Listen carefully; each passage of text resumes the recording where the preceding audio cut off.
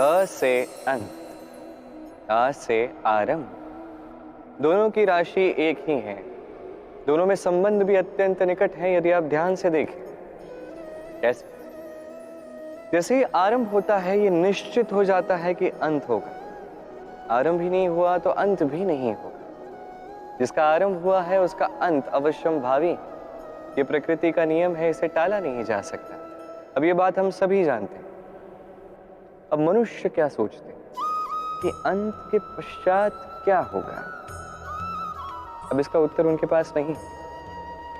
उन्हें किसी और विषय में सोचना चाहिए जो कहीं अधिक महत्वपूर्ण है। अब मनुष्य यदि ये नहीं जानता कि मृत्यु के पश्चात क्या होगा, तो वो इतनी सी बात तो जानता है कि जन्म से लेकर मृत्यु तक का ये समय जिसे हम जीवन कहते हैं, उसमें हम कर्म कर सकते हैं। ये बात तो हम जानते हैं। तो ऐसा क्या कर्म करें जिससे हमारे अंत के पश्चात भी हमारा प्रारंभ होता रहे, ये सोचने वाली बात है।